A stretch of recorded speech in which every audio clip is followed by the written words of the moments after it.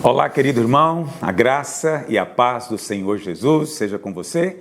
Ontem nós tentamos fazer uma live, até começamos, mas infelizmente o Instagram, não sei, tornou-se instável, alguma coisa aconteceu por lá e não foi possível a gente então transmitir ontem. Mas hoje nós estamos aqui de volta pela graça do Senhor e para compartilhar algo com você e também para dar algumas informações, amém?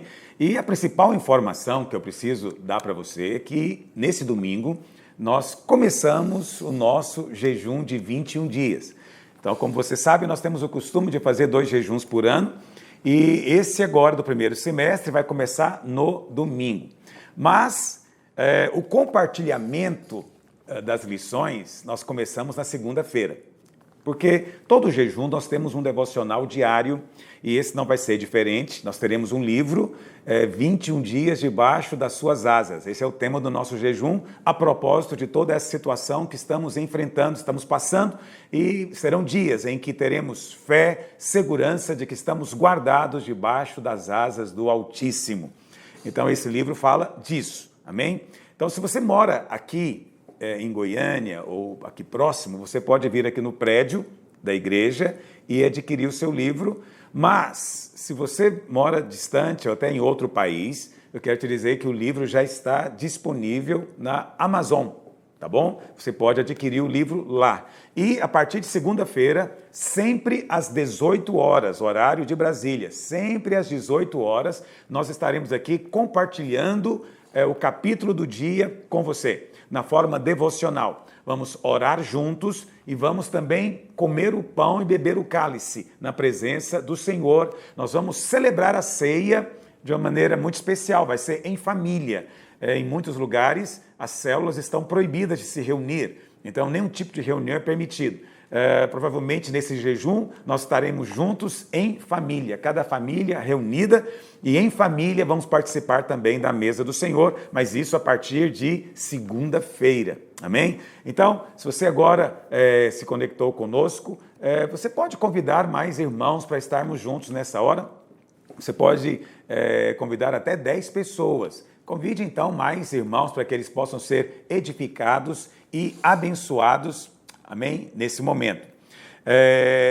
Além disso, eu preciso explicar também que muitas das nossas igrejas videira já tinham começado o seu jejum.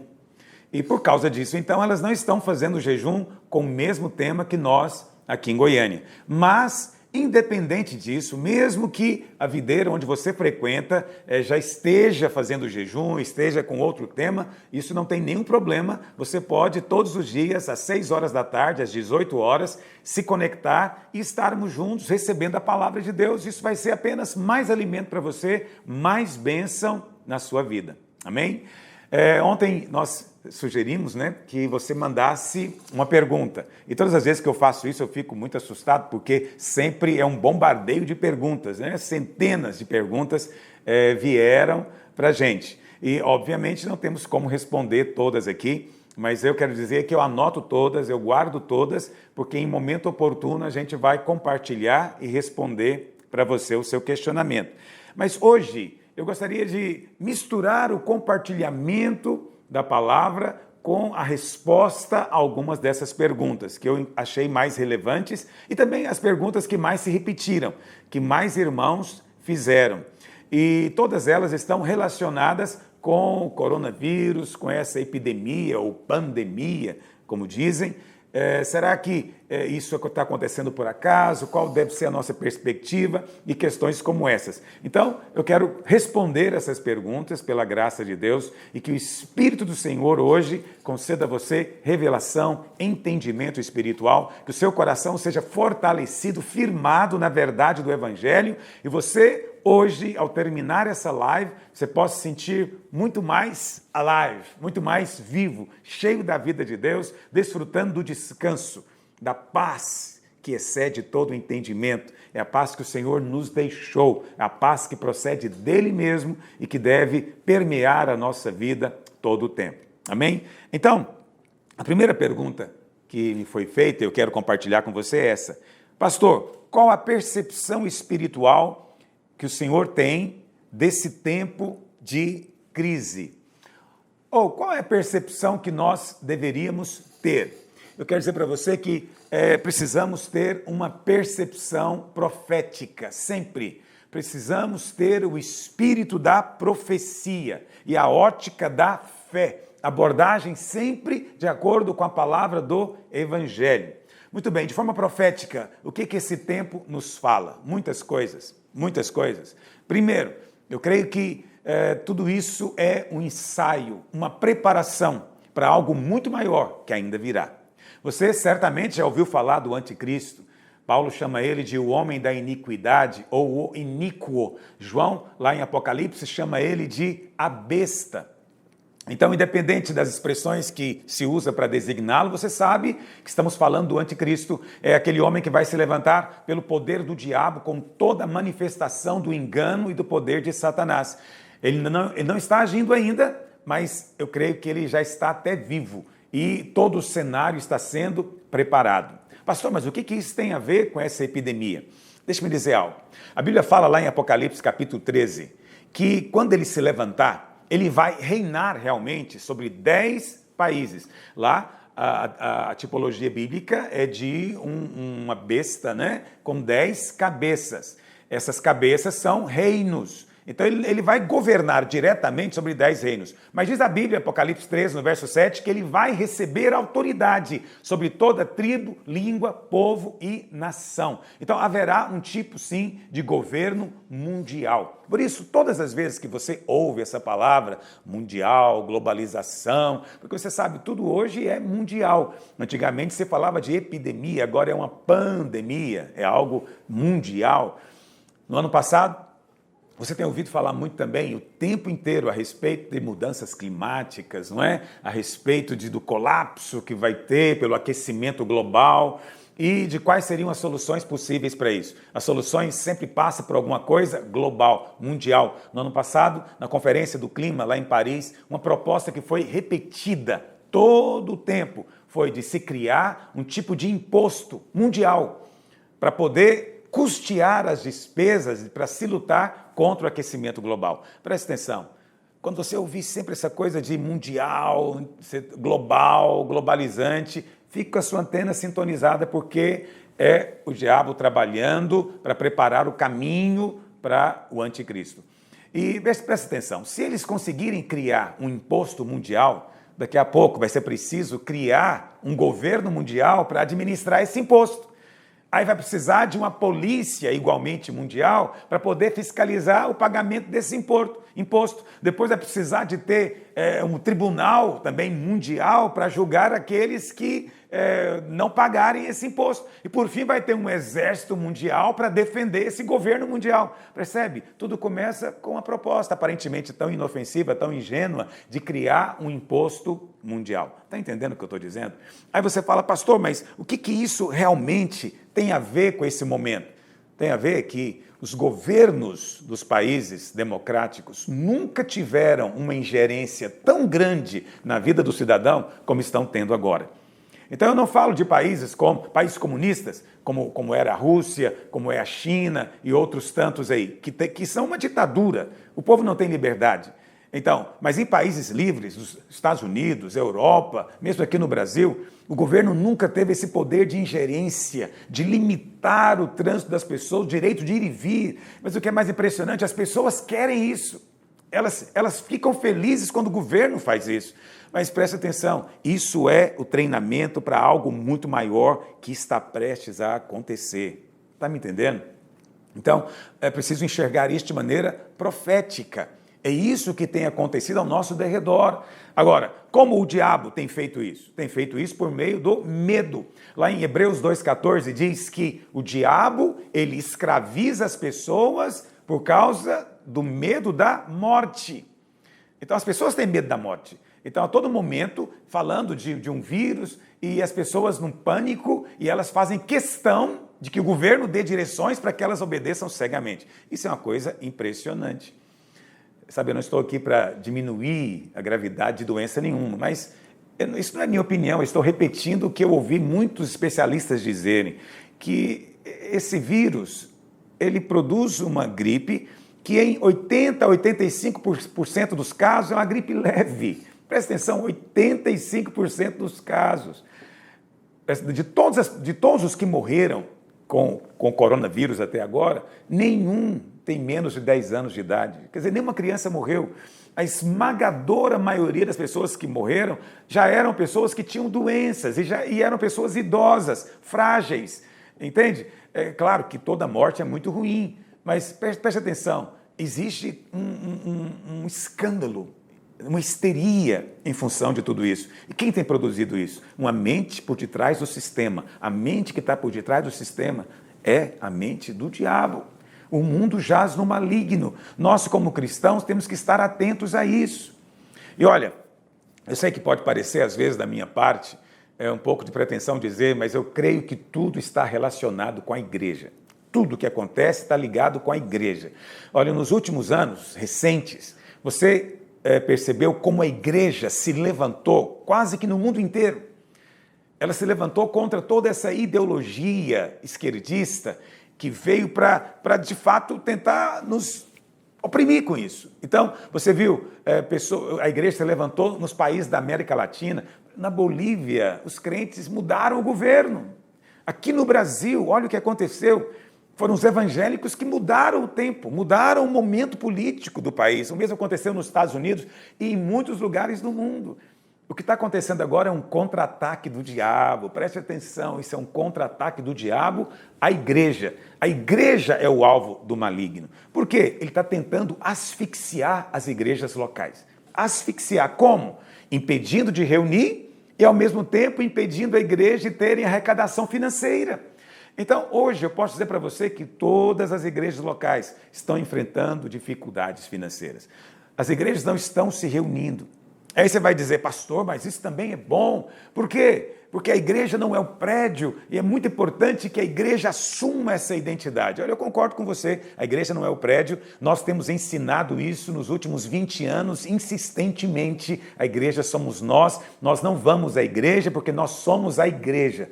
Isso é parte da nossa visão. Nós estamos edificando uma igreja de vencedores, onde cada crente é um ministro e cada casa uma extensão da igreja. O que você está vendo acontecer hoje é cada casa sendo uma extensão da igreja. Presta atenção, isso é muito bom. Essa é a maneira como Deus transforma em bênção os ataques do diabo. Mas não se iluda, nós não podemos ficar sem ter a comunhão. Muitos crentes são frágeis na fé. Eles não têm uma fé forte, eles precisam de estar próximos dos outros irmãos para serem constantemente fortalecidos, edificados e presta atenção, encorajados a continuar na vida cristã. Mas o que o diabo tem feito? Cortado a comunhão. Aí você fala, pastor, olha o que nós estamos fazendo aqui, estamos tendo comunhão pela internet, online. Presta atenção, filho, não é a mesma coisa. A unção que é ministrada quando nós nos reunimos no mesmo lugar, no nome de Jesus, se o Senhor se faz presente, é uma unção muito maior do que aquela que experimentamos sozinhos ou em casa, em família. É preciso ter as duas coisas. Não se iluda. O diabo está tentando enfraquecer a igreja e você tem que estar atento a isso. Por isso eu quero te falar uma coisa, com muito amor e carinho. Não é hora de você se levantar para criticar pastor. Tenho visto irmãos aí criticando pastores que estão, na verdade, trabalhando para encorajar os irmãos a não se fecharem no medo. Olha, esse é um momento muito sério. Muitos pastores têm sido acusados de preocupar só com a instituição, preocupar com o dinheiro e coisas assim. Isso é muita maldade. Pastores têm investido a sua vida para edificar a igreja, ok? Então, seu pastor, ele não tem experiência de enfrentar pandemias e epidemias. Seu pastor nunca enfrentou uma situação que o governo agora o proíbe de se reunir. Seu pastor nunca passou por situações como essas. Então é normal que às vezes ele tome decisões que mais tarde ele pode até rever e perceber que não foi a melhor, mas nessas circunstâncias é o melhor, ele está fazendo o melhor. Tem uma postura afetuosa, amorosa com a sua liderança. E olha, eu vou dizer mais, não se esqueça do seu pastor. Eu sei hoje, eu sou pastor, tem centenas de igrejas que estão debaixo da nossa autoridade e muitos pastores estão passando dificuldades em casa, com a família, para fazer o supermercado. Por quê? Porque os irmãos simplesmente se esqueceram dele. Esses pastores não estão atrás do ganho pessoal, mas eles têm dedicado a vida para cuidar do rebanho. Seja amoroso, não se esqueça do seu pastor, porque Deus não se esquece. E em tempos como esse, nós somos testados. Então é preciso ter esse olhar profético. Amém? Não sei se estou conseguindo expressar para você com toda clareza, mas tudo está sendo trabalhado para o cumprimento final da profecia. Por isso, cada dia que passa, o arrebatamento da igreja está mais perto. Mais perto. Eu não falo isso como uma frase de efeito, não falo para te impressionar, eu digo isso para você como um fato espiritual. Há uma preparação. Entende? Muito tempo não se via tanto controle de todos os lados. E as pessoas acreditando que isso é o melhor. Olha, se você tem achado que esse momento, né, de contágio com o vírus tem sido problemático, então precisamos nos preparar para o que virá depois. Porque se esse tempo de isolamento demorar muito, vamos ter muita gente desempregada, muita gente com problema financeiro, muitas famílias sofrendo. Então, esse é o momento que precisamos de orar. Precisamos de estar no esconderijo do Altíssimo. Precisamos de buscar o Senhor. Esse é tempo de orar e jejuar. Por falar em jejum, alguém pode estar perguntando, e já recebi aqui mensagens de irmãos perguntando, como vai ser esse jejum semana que vem? Eu vou explicar com mais detalhes no domingo, mas desde já eu quero te dizer, não vai ser um jejum completo, vai ser um jejum do tipo de Daniel, onde vamos nos abster apenas de alguns tipos de comida. Nesse caso especificamente, vamos nos abster de carnes, todos os tipos de carnes, e de açúcar, todo tipo de doce, refrigerante, chocolate, pudim, etc. Vamos tirar da nossa dieta. Vamos comer o que então, pastor? Vamos comer frutas, legumes, cereais, verduras. Vai ser um jejum também da saúde. Você vai sair não só fortalecido espiritualmente, mas até fisicamente você vai estar mais saudável. Amém? Que o Senhor possa nos abrir os olhos proféticos nesses dias. Uma segunda pergunta.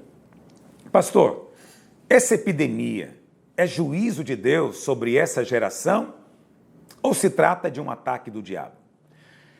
Essa é a pergunta que constantemente as pessoas fazem. Mas é algo impressionante. Como os crentes estão sempre esperando a ira de Deus sobre si. Isso é uma coisa espantosa. Por quê? Porque o Senhor Jesus já veio. Na cruz do Calvário, Ele tomou sobre si toda a ira que deveria vir sobre nós.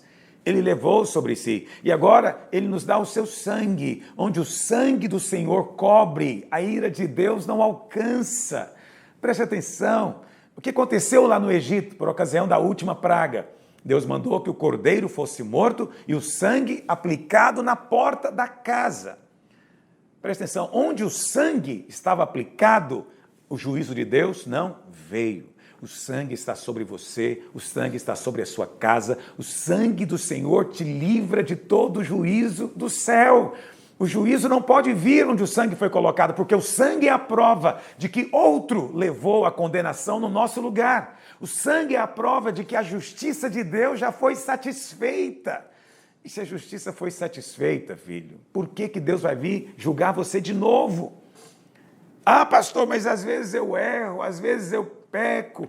Pois é, mas quem está te acusando é o diabo. Quem está te condenando é o diabo. O sangue está te lavando constantemente. O sangue está sobre você. O sangue não vem só quando você clama por ele. O sangue permanece sobre você e sobre a sua casa. Praga nenhuma vai chegar na sua casa. Por quê? Porque o sangue está lá. O diabo não pode tocar onde o sangue foi aplicado. E o sangue já está aplicado. Mas é uma coisa impressionante, como todos os dias eu tenho recebido uma profecia de alguém, uma palavra de alguém dizendo é o juízo de Deus, é a ira de Deus, porque a igreja tem pecado, a igreja está errada. Presta atenção, por mais errado que estejamos, nós estamos debaixo do sangue. Não há condenação para você. Ouça o que eu estou te dizendo. Essa é a palavra do Novo Testamento. Porque se Deus for condenar você junto com o ímpio, de que adiantou o Senhor Jesus ter vindo e morrido na cruz? Entende? Quando você diz que está recebendo ou está com medo da ira de Deus, você está dizendo que o sacrifício de Jesus foi inútil, foi ineficaz. Isso é blasfêmia, não diga isso. O sacrifício foi perfeito e a justiça de Deus está satisfeita. Temos que pregar hoje para que as pessoas apliquem o sangue sobre a vida delas.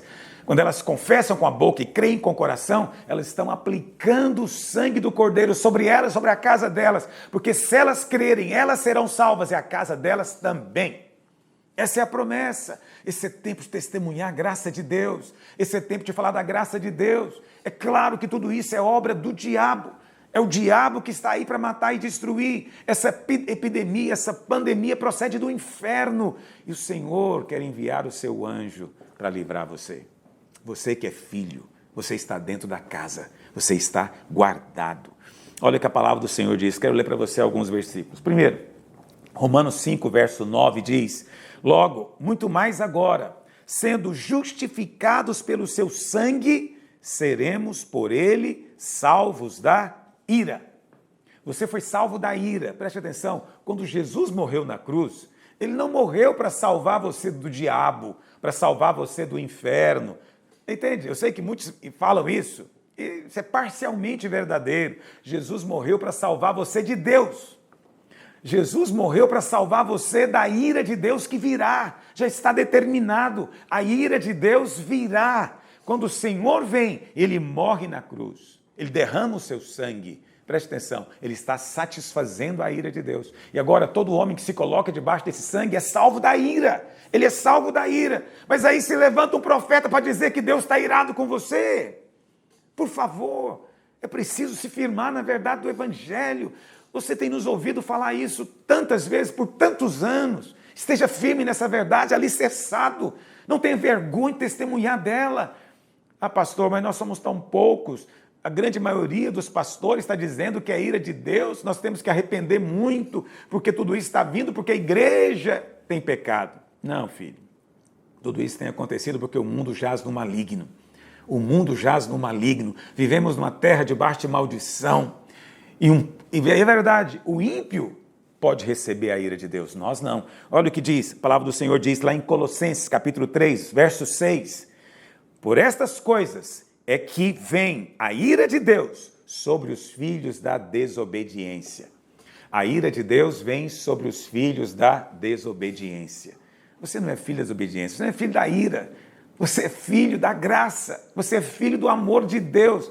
Você foi transportado para o reino do Filho do amor de Deus. Você é cidadão do Filho do amor de Deus. É isso que você é, não da ira. Você não é mais filho da ira. Você não está aguardando a ira, você foi salvo dela. Você tem que respirar aliviado todos os dias em paz e dizer: fui salvo da ira. A ira nunca mais virá sobre mim, porque eu estou coberto pelo sangue.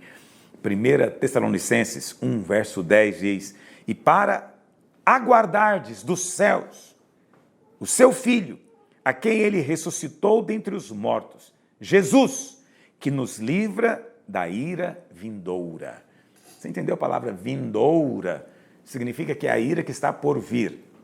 Então preste atenção, vai chegar o dia da ira, é chamado de o grande e terrível dia do Senhor, é chamado de a grande tribulação, ok? Mas preste atenção, isso não é para nós, isso é para os filhos da desobediência, é para o ímpio, para o incrédulo, aquele que não quer o Senhor, que rejeitou a luz, prefere as trevas, que ama mais a mentira do que a verdade. Ele tem escolhido estar com o diabo. Então ele vai sofrer a ira, não você. A ira vindoura virá, mas não chegou ainda. Por que, pastor, que você disse que não chegou? Porque você está aqui, ok? Agora, tudo bem, pastor, você vai dizer então que vamos ser arrebatados antes da grande tribulação, mas tem muitos pastores sérios que ensinam que vamos passar pela grande tribulação. É verdade, mas não tem nenhum pastor que ousa dizer que a igreja vai sofrer a ira de Deus, nenhum deles. Alguns ensinam, e eu respeito, que eles creem que a igreja vai estar aqui durante a grande tribulação, mas ela não vai sofrer a ira de Deus, ela vai ser poupada. Está me ouvindo? Isso é muito importante você entender. Não vai sofrer. Agora, eu não sou pós-tribulacionista, eu creio que nós seremos arrebatados. Pelo menos os crentes vencedores serão arrebatados. E eu creio que esse dia está muito próximo. Cada dia mais próximo. Pastor, mas olha o que está acontecendo. Vou fazer uma pergunta para você. Se essa epidemia, ok, ela é ira de Deus, baseado no que eu acabei de te explicar agora, um crente pode sofrer essa doença? Não. Se ela é ira de Deus, essa doença só pode vir sobre o ímpio. O crente não, porque o crente está guardado pelo sangue, ok? Esse é um fato. Agora, na prática, todos nós estamos sujeitos a pegar essa doença? Sim, todos nós. O crente e o descrente. Pode acontecer. Sabe por quê? Porque não vem de Deus, vem do diabo. E o que vem do diabo pode nos atingir ainda. Pode, mas não estou dizendo que precisa. Você pode ser guardado, amém? Dos ataques do diabo. Muitas das vezes, por causa do medo, por causa da incredulidade, abrem espaço para o ataque maligno. Mas eu digo para você, você é especial, você é diferente dos outros, você é filho de Deus, você é geração eleita, você é povo escolhido, você é escolhido. Você não é igual aos outros, você tem uma marca espiritual sobre você. Está me ouvindo? O nome do Pai está gravado na sua fronte. O selo do Espírito foi colocado sobre você. Viva nessa realidade. Não aceite o ataque do diabo e declare: 1000 vão cair ao seu lado, 10.000 à sua direita. Você não vai ser atingido. Ah, pastor, mas isso aí é muita pretensão. Ou dê o nome que você quiser. Eu chamo isso de fé. Eu creio que sou filho. Eu creio que tem um Pai que cuida de mim. E nessa fé, eu creio que sou guardado dos ataques do diabo. Ok? Do diabo. Então, a grande prova de que isso é obra do diabo é essa, que crentes e descrentes podem receber o ataque. Se fosse ira de Deus, era só o descrente, o crente não. Está conseguindo entender o raciocínio? A palavra do Senhor diz lá em Êxodo 10, 21, quando Deus mandou juízo sobre o Egito. Do mesmo jeito que veio o juízo sobre o Egito, virá nos últimos dias sobre esse mundo. Está me ouvindo? Preste atenção, mas o povo de Israel foi poupado. O povo de Israel, eles não receberam as pragas, com exceção da última. A última praga, Deus falou, essa praga, para ser protegido, precisa de algo mais. Eles tinham que matar o cordeiro, pegar o sangue e aplicar na porta. Então, a última praga, que nos fala do juízo mesmo final, que é a morte, para ser livrado dela, precisava do sangue do cordeiro. Agora, os filhos de Israel foram livrados? Foram, porque eles creram, eles passaram o sangue, ok? Eles colocaram o sangue na porta. Eles não eram famílias perfeitas. Será que alguma daquelas casas tinha filhos que desobedeciam aos pais? Tinha. Será que em alguma daquelas casas tinha esposas que não se submetiam ao marido? Com certeza. Será que em alguma daquelas casas tinha alguém que tinha uma fé mais fraca? Tinha. Presta atenção, mas nenhum deles foi livrado por nada que eles fizeram ou mereciam. Foram livrados só porque aplicaram sangue. Aleluia. Isso é poderoso. Porque muitos dos irmãos estão sofrendo agora, por quê? Porque pessoas, entre aspas, irmãos, acusadores, estão dizendo para você o quê? Ah, você tem pecado, você tem errado, sua fé não é perfeita, seu filho é desobediente, sua mulher não é submissa, você não é sacerdote da sua casa, então o diabo vai entrar. Presta atenção, você não é guardado pela sua boa obra, nem pela sua obediência. Não estou dizendo que a obediência não é importante, mas ela não é suficiente para livrar você. Você é livrado pelo sangue. Aplica o sangue. O sangue é aplicado por fé. Aplica o sangue na sua casa. Como os filhos de Israel fizeram. Quando o anjo da morte chegou, não pôde entrar. Eles continuavam sendo tão imperfeitos quanto eram antes. Mas eles tinham algo diferente. O sangue na porta. O sangue nos umbrais. Essa é a mensagem desses dias. Filho, essa é a mensagem que sustenta você. Olha, na penúltima praga, foi a praga das trevas. Êxodo 10, 21, diz assim: então disse o Senhor a Moisés, estende a mão para o céu, e virão trevas sobre a terra do Egito, trevas que se possam apalpar. Olha o nível das trevas. Estendeu, pois, Moisés a mão para o céu, e houve trevas espessas sobre toda a terra do Egito por 3 dias. Não viram uns aos outros, e ninguém se levantou do seu lugar por 3 dias. Porém, todos os filhos de Israel tinham luz nas suas casas. Aleluia.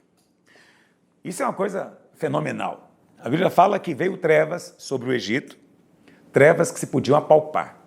Portanto, não eram trevas naturais, eram trevas sobrenaturais.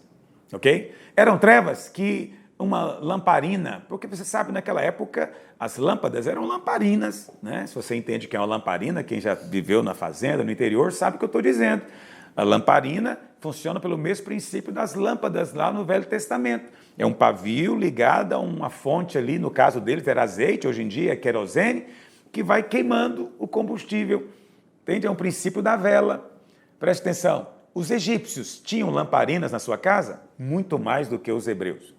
Os egípcios tinham dinheiro para comprar azeite, muito mais do que os hebreus. Mas as lâmpadas deles puderam livrá-lo das trevas? Não. Por quê? Porque não era natural. Eram trevas espirituais.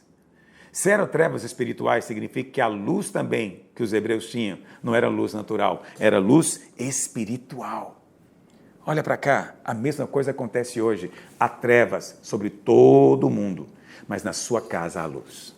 Na casa dos filhos de Deus há luz. Você não tem que ficar preocupado em repreender as trevas, simplesmente deixa brilhar a sua luz, resplandeça a sua luz. Você sabe, quando há trevas muito grandes, qualquer luz, por menor que seja, é gloriosa. Quando as trevas são completas, até um fósforo, quando é aceso, se torna glorioso. Entende? Então, mesmo que você pense, a minha fé é tão pequena, ou que você pense, não, mas eu sou ainda tão infantil na vida cristã, preciso crescer tanto, mesmo que a sua luz seja pequena, as trevas lá fora são tão grandes que a sua luz é gloriosa. Deixa a sua luz brilhar. Quando a luz brilha, ela serve de referência, ela vira um sinalizador, ela atrai a atenção de todos. E a palavra do Senhor diz que há luz no meio dos filhos de Deus, há luz na sua casa. Nesses dias estamos todos em casa, né? Poucos têm tido a ousadia de sair, de se reunir de qualquer forma. Então, estamos vivendo a vida cristã na nossa família. A promessa do Senhor é: há luz na sua casa. Eu declaro que tudo que está escrito na palavra de Deus vai se cumprir na sua vida e na sua casa nesses dias. Aproprie-se dessa verdade em nome de Jesus. E olha, no mesmo princípio, a luz que havia na casa dos filhos de Israel não tinha nada a ver com o bom comportamento deles. Está me ouvindo? Eles continuavam sendo os mesmos. Aqueles que tinham uma fé débil continuavam com a sua fé débil, os filhos que eram desobedientes e complicados também eram esses filhos, as mulheres que eram também insubmissas continuavam, quer dizer, todos os problemas que eles tinham em família continuavam existindo, mas tem uma diferença, havia luz. Por que havia luz? Só por uma razão, porque eles eram povo de Deus. Sabe por que há luz na sua vida? Só por uma razão, você é filho, você é povo. Não tem nada a ver com a sua boa obra, com a sua obediência, com o seu merecimento, não! É só por causa da sua condição espiritual. O sangue foi aplicado na sua vida. Deus tem compromisso com você.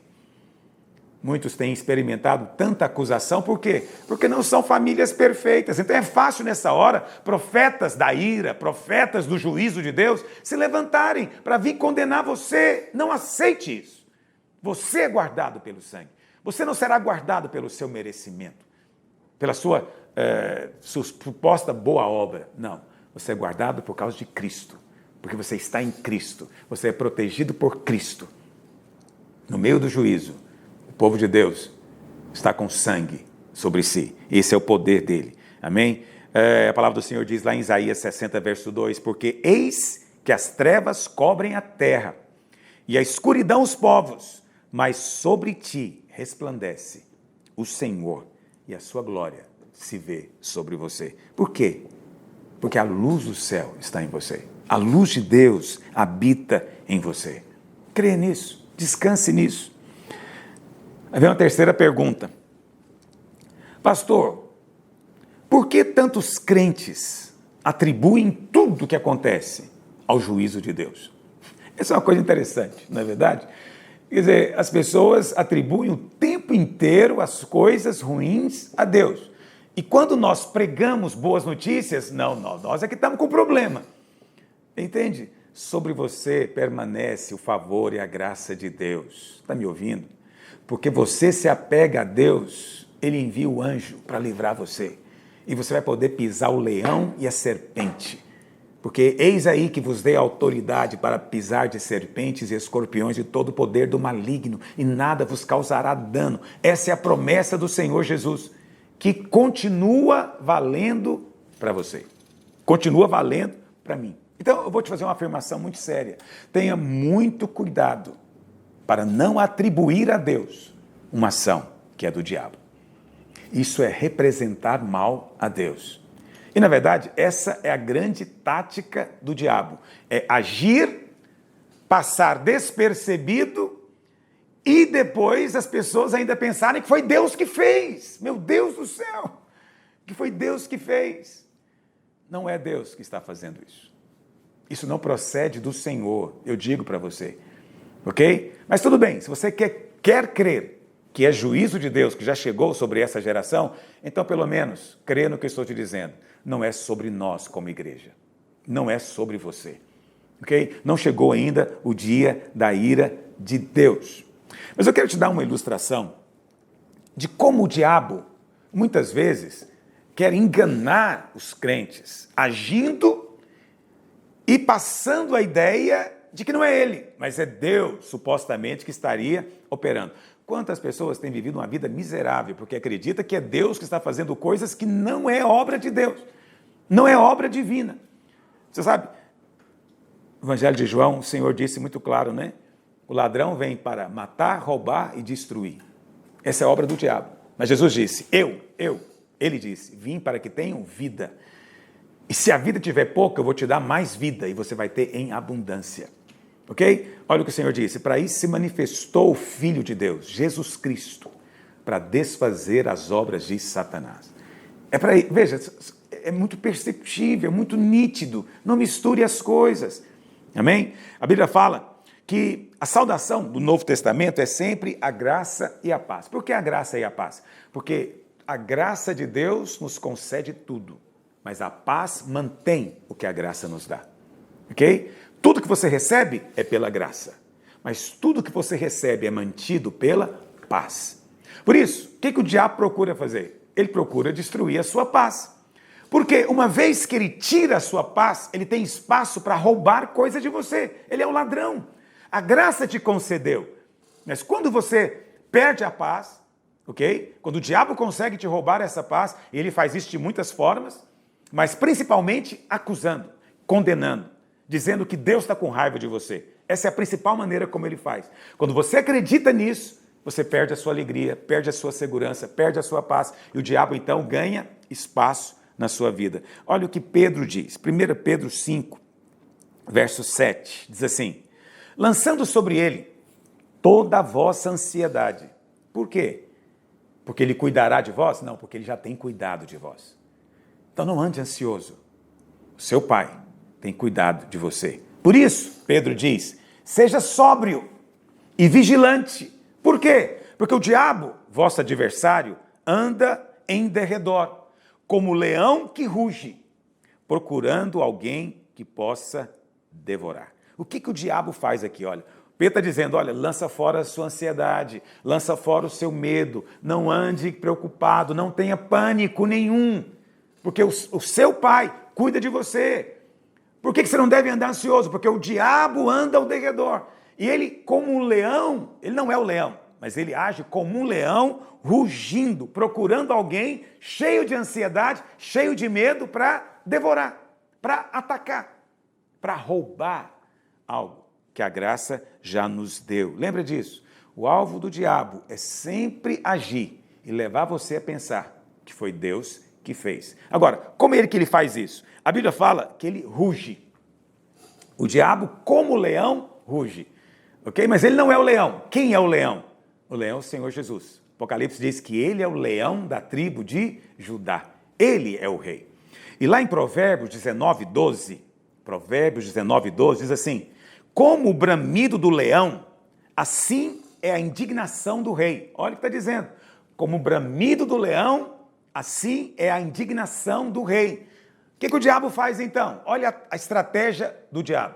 Ele anda ao derredor do crente, rugindo, imitando quem? O verdadeiro leão. Mas o verdadeiro leão, quando ruge, é porque ele está indignado, irado. É o que está escrito em Provérbios. Então, quando ele anda ao derredor rugindo, o que o crente pensa? É o leão da tribo de Judá que está rugindo e ele está indignado comigo. Entendeu a técnica maligna? Agora, eu digo para você uma coisa. Leões não rugem para caçar. Você já deve ter assistido Discovery Channel. Eu gosto de ver muito Animal Planet. E eu já vi centenas de vezes, né? Leões caçando. Leões não rugem quando caçam. Leões caçam em silêncio. Eles são sorrateiros, não é? Eles se misturam no meio da paisagem para sua presa não percebê-lo. Agora imagina, Um leão chega diante lá de uma manada de antílopes e zebras e ele ruge. O que vai acontecer? Todos saem correndo. Então não é sábio rugir para atacar. Quando é que o leão ruge? Ele ruge para assustar. O diabo está rugindo ao derredor para assustar. Mas ele está mentindo que Deus está irado com você. É mentira que Deus está irado com você. Não é o leão da tribo de Judá que está rugindo. É o diabo, o enganador, o falsificador, o imitador. Está me ouvindo? O verdadeiro leão da tribo de Judá está em paz com você. A ira dele não virá mais sobre você. Não caia no engano do diabo. Oh Deus, que nesse dia o Espírito de Deus te abra o entendimento. Abra o entendimento. Já não basta o ataque da epidemia, já não basta o ataque da dificuldade financeira, do desemprego, da falência, e ainda muitos falsos profetas se levantam para condenar você, para acusar você, para tornar a sua vida mais miserável. Tudo isso é obra maligna. Agora, infelizmente, esses irmãos, eles não profetizam no Espírito do Novo Testamento, eles profetizam no Espírito do Velho Testamento. No Velho Testamento, a ira vinha, porque Jesus ainda não tinha vindo. Mas depois que Cristo veio, a ira não vem mais sobre nós. Não nós, povo dele. Pode vir sobre o mundo, sobre nós não. Esteja em paz na sua casa. Esteja em paz com a sua família. Esse é tempo de aplicarmos fé, para que a nossa fé cresça e se desenvolva. Amém? E uma última pergunta. Pastor, qual a diferença entre prudência e incredulidade? Não seria imprudência reunir-se, seja em célula, seja no prédio da igreja, em um tempo como esse? Prudência, essa é uma palavrinha, realmente pode produzir muita confusão na sua mente. Mas eu vou ajudar você a compreender na prática. Quando a prudência é fruto do medo, ela só é incredulidade. É só o medo disfarçado. Quando a prudência é resultado de sabedoria e bom senso, aí sim, ela é positiva. Entende o que eu estou dizendo? Então veja bem, se você sabe, ok, que aquele lugar está sujo e contaminado, você não vai colocar sua mão ali. Você não vai se envolver ali. Isso é porque eu estou com medo, é porque eu tenho bom senso. Agora, aquelas pessoas que vivem com medo e se trancam em casa com medo, não chame isso de prudência. Não dê nome errado para as coisas. Muitas pessoas estão com medo, dormindo com medo, eles evitam encontrar-se com outros em pânico. Não viva dessa maneira. O medo não é algo insignificante.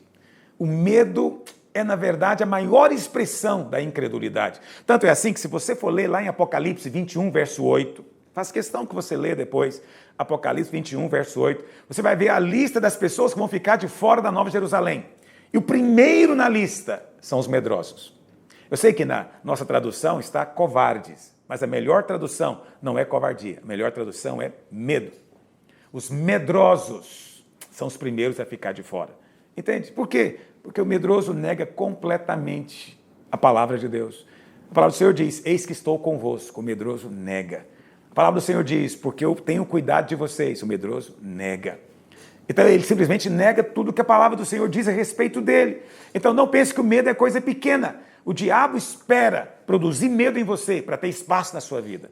Quando ele produz medo, ele ganha espaço. Não dê espaço para o diabo na sua casa. Encha o seu coração de fé, segurança, paz, serenidade, porque há um Deus que cuida de você. Há um Deus que cuida de você.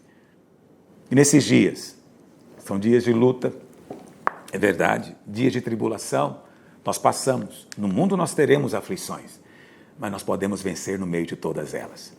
Eu creio, e tenho ousadia de dizer para você, que se você está conosco, e você crê que o sangue é colocado sobre você e a sua casa, nenhum membro da videira vai pegar esse vírus. Nenhum.